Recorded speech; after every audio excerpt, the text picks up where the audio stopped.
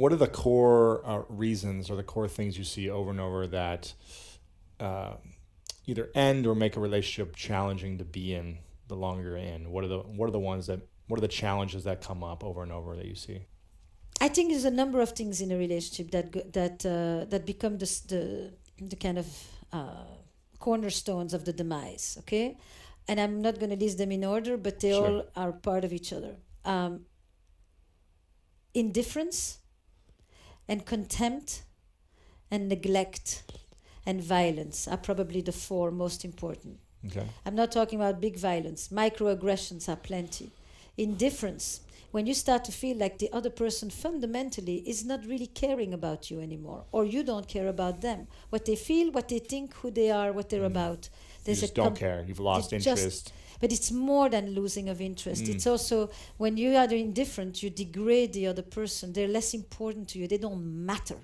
And ultimately, what we feel in relationships is that we matter. That is the essential reason for connecting to people, is that we are creatures of meaning. Right. I matter to you. I'm someone. You care about me. You want my well-being. You're proud of me. You want good for me. You're benevolent. All of that. When you are indifferent, the whole thing goes. And then you start to, there's that coldness that creeps in, that sense of estrangement, that complete disconnect.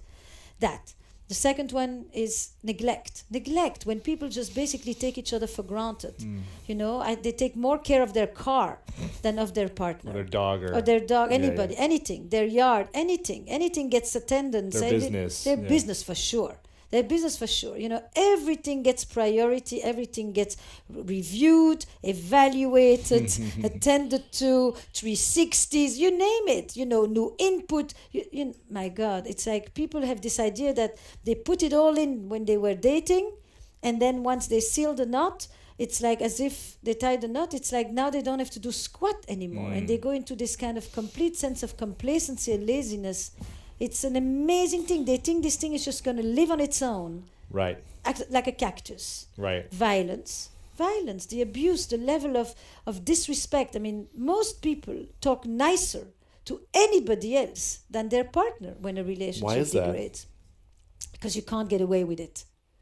Because if you talk like this at work, you're gone.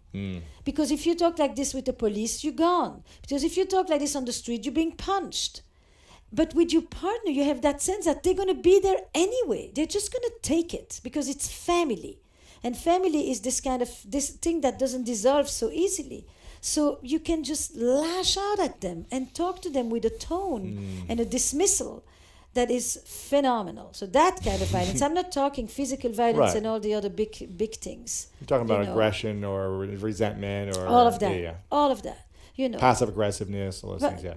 All of that. And then contempt, I think, is the top one. Yeah. Contempt is the killer of them all. Because in the contempt, there's the degradation of the other.